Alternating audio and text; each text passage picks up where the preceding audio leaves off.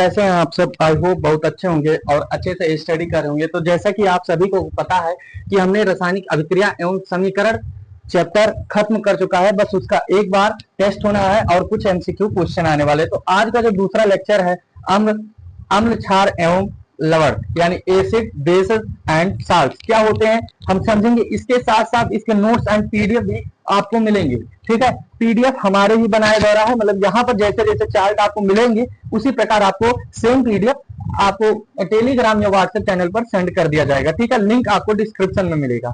तो आज हम बताने जा रहे हैं अम्ल क्षार एवं लवण का इंट्रोडक्शन क्लास है। पहला क्लास है, कुछ ही टाइम का होगा लेकिन बहुत ही बेहतरीन होने वाला है। ठीक है, और अगर अभी तक आपने चैनल को सब्सक्राइब नहीं किया है तो प्लीज कर लीजिएगा। ठीक है, तो चलते हैं। पहले तो हम देखेंगे चैप्टर फ्लो क्या है। तो यहां पर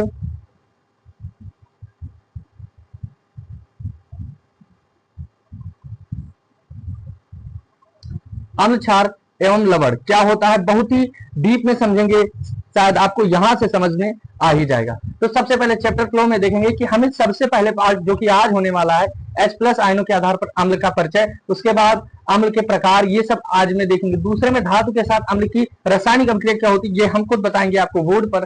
तीसरा है धातु कार्बोनेट के अम्ल के साथ अभिक्रिया। चौथा OH आयनों पर क्षारक का परिचय। यहाँ पर अभी तक यहाँ पर पार्ट 1, 2 एंड 3 में आपको अम्ल के बारे में ही बताया जाएगा, एसिड के। एवं 4th नंबर पर क्षारक के बारे में।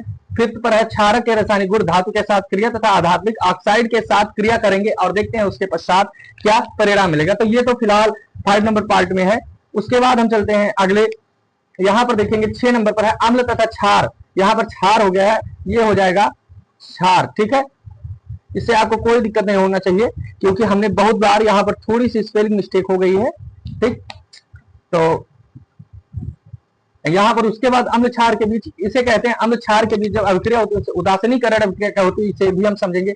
7वां नंबर है लवण क्या होता है। 8वां सूचक क्या होता है। 9वां कास्टिक सोडा और सोडियम हाइड्रोक्साइड क्या होता है। 10वें दिन आएगा ब्रिंजक चूर्ण क्या होता है। 11वें दिन बेकिंग सोडा क्या होता है और 12वें दिन धोने का सोडा यानी वॉशिंग सोडा क्या होता है।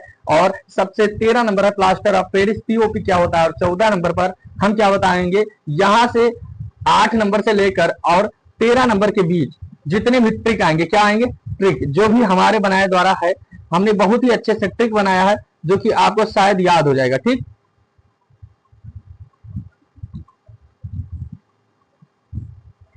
तो ट्रिक सभी को याद होना हो जाएगा, ऐसा है ट्रिक। ठीक है, बहुत ही बढ़िया है, एक बार देखना सभी। ओके, तो चलते हैं अपने अगले टॉपिक पर। और आज हम जिस टॉपिक पर बात करने जा रहे हैं, जो भी हमारा मुद्दा है, इंट्रोडक्शन क्लास है, तो उसी के बारे में बात करेंगे। ठीक है, तो H+ आयनों के आधार पर अम्ल का परिचय देने वाले हैं। ठीक, अम्ल, यहां पर देखना अम्ल क्या होता है। तो अम्ल वह पदार्थ जो जल में घुलकर H+ आयन देता है, अम्ल कहलाते हैं। जैसे क्या हो गया, जैसे होगा HCl, H2SO4, HNO3। ठीक है, ये सभी क्या है, ये अम्ल है। ठीक है, यह स्वाद में खट्टा होता है, जल में विलेय होता है। हम आपको एक क्लास और देंगे जिसमें अम्ल क्षार के बीच अंतर बताएंगे, 4-4, 5-5 अंतर रहेंगे और ऐसे अंतर, ताकि आपको समझ में आए और आप बहुत ही अच्छे से समझ सके और बोर्ड एग्जाम में लिख सके। तो अब है अगला टॉपिक, अम्ल के प्रकार। कितने प्रकार के होते हैं, तो अम्ल 2 प्रकार के होते हैं। कौन कौन से 2 प्रकार है, सामने लिखा है। प्रबल अम्ल और दुर्बल अम्ल क्या होता है, हम दोनों को बहुत ही अच्छे से बताने वाले हैं। ठीक है, अम्ल के ये क्या है प्रकार। तो चलते हैं अगले फ्लो पर। ठीक है, यहां पर आपको देखना है, बहुत ही छोटी क्लास थी इसीलिए हमने इसमें ज्यादा तीझा नहीं किया और आपको H+ आयनों के साथ अम्ल का परिचय बताया। ठीक है, तो वे अम्ल जो जल में घुलकर, वे अम्ल जो जल में घुलकर पूर्णतः H+ आयन देते हैं। क्या करते हैं, पूर्णतः H+ आयन देते हैं। यानी जब जल में घुलेंगे तो पूर्णतः 100%, मतलब यहाँ पर H+ आयन देंगे। क्या करेंगे, H+ आयन देंगे, उसी को अम्ल कहते हैं। और क्या होता है, अम्ल स्वाद में खट्टे और जल में विलेय होता है। तो अब हो गया प्रबल अम्ल क्या होता है। जो अम्ल, ध्यान रखना, जो अम्ल पूर्णतः 100% वियोजित हो जाए, यानी जो जल में पूरा घुल जाए। ठीक है, उसे क्या कहेंगे, प्रबल अम्ल। जैसे हो गया उदाहरण HCl। तो HCl को जब जल में हम घोलेंगे तो क्या होगा, ये 100% वियोजित हो जाएगा, इसलिए ये क्या है, प्रबल अम्ल है। ठीक है, उसके बाद दुर्बल अम्ल क्या होता है। दुर्बल अम्ल क्या होता है, वह अम्ल जो जल में पूर्णतः वियोजित ना हो, वो क्या कहलाएंगे, दुर्बल अम्ल। यानी जो अम्ल है, जो भी एसिड है, वो जल में घुले ही ना या कुछ मात्रा में घुले तो उसे क्या कहेंगे हम, दुर्बल। अगर ध्यान रखना, अगर 99% भी घुल रहा है तो वो क्या हो जाएगा, दुर्बल अम्ल। ठीक है, और पूर्णतः मतलब 100% घुलना चाहिए। तो इसके कुछ एग्जांपल है CH3COOH, ठीक है, उसके बाद है H2CO3, ठीक है, हाइड्रोजन कार्बोनेट।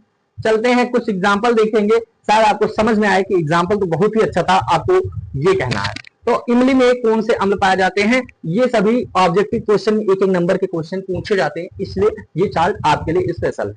तो इमली में याद रखना टार्टरिक अम्ल पाए जाते हैं, सिरका में एसिटिक अम्ल पाया जाता है। याद रखना जितने भी जानवर डंक मारते हैं, जैसे हो गया चींटी हो गई, चूंटा हो गया, या कुछ बिच्छू का डंक हो गया, इसमें समय क्या पाया जाता है, फार्मिक अम्ल पाया जाता है। ठीक है, यहाँ पर दो तरह का लिखा है लेकिन यह होगा फार्मिक अम्ल पाया जाता है। संतरा और नींबू दोनों एक ही प्रजाति के हैं, इसलिए इन दोनों में क्या पाया जाता है, सेट्रिक अम्ल पाया जाता है। क्या पाया जाता है, सेट्रिक अम्ल।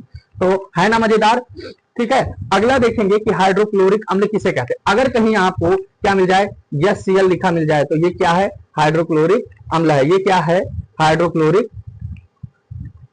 अम्ल है। ठीक है, अगर कहीं आपको H2SO4 मिल जाए तो वो क्या है, तो वो है सल्फ्यूरिक अम्ल। ठीक है, अगर कहीं आपको ये NO3 मिल जाए तो वो क्या है, नाइट्रिक अम्ल है। ये याद रखना, ये छोटी छोटी चीजें हैं, एक एक नंबर में पूछ लेगा। ठीक है, तो छोटी चीजें अगर नहीं याद हुई तो क्या होगा। उसके बाद है सोडियम हाइड्रोक्साइड, अगर कहीं लिखा है तो उसका जो रासायनिक सूत्र होगा वो NaOH होगा। एसिटिक अम्ल का CH3COOH होगा।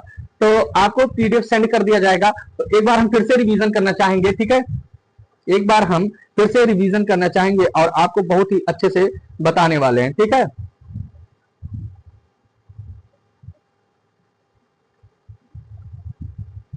हाँ, तो अब देखना है इमली में कौन सा मतलब अम्ल पाया जाता है, टार्टरिक अम्ल। सिरका में एसिटिक अम्ल, चींटी में फॉर्मिक अम्ल, संतरा में सेट्रिक और नींबू में सेट्रिक, बिच्छू के डंक में फेर्मिक अम्ल। हाइड्रोक्लोरिक क्लोरिक अम्ल क्या होता है, HCl। सल्फ्यूरिक अम्ल क्या होता है, H2SO4। नाइट्रिक अम्ल क्या होता है, HNO3।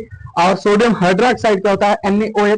एसिटिक अम्ल क्या होता है, CH3COOH। ओके, अम्ल क्या होता है, अम्ल बताए जो जल में घुलकर पूर्णतः H+ आयन दे, क्या करे, जो जल में घुलकर पूर्णतः H+ में वियोजित हो उसे क्या कहेंगे हम, उसी को अम्ल कहेंगे। और अम्ल कैसा होता है, स्वाद में खट्टा होता है। ठीक है, अम्ल कैसा होता है, स्वाद में खट्टा होता है। ठीक, तो आई होप आपको बहुत ही अच्छा लगा होगा क्लास। तो अब चलते हैं, हम आपको दिखाएंगे कि अगला जो है हमारा क्लास क्या होने वाला है। ठीक, अगला हम आपको बताएंगे, आज हमने बताया H+ आयनों के आधार पर अम्ल का परिचय भी करा दिए हैं।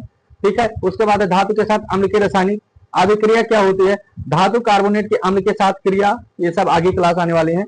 उसके बाद हम आपको कुछ नया बताने वाले हैं। ठीक है, नया नहीं है, बस समझ लीजिएगा थोड़ा सा। आपको अगर वीडियो पसंद आई भाई तो लाइक कर देना। ठीक है,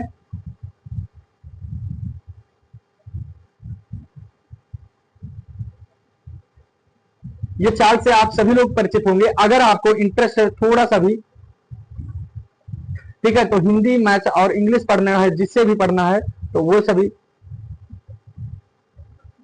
हिंदी, मैथ्स, इंग्लिश या साइंस, कंप्यूटर या SST किसी भी सब्जेक्ट का PDF चाहिए तो डायरेक्ट आप इंस्टाग्राम पर मैसेज करिए, शुभम क्लासेस 2.10 के नीचे सभी को सीन करेगा और डायरेक्ट उनके प्रोफाइल पर वो PDF सेंड कर दिया जाएगा किसी भी चैप्टर का। ओके, तो धन्यवाद। अगर वीडियो पसंद आए तो लाइक कर देना।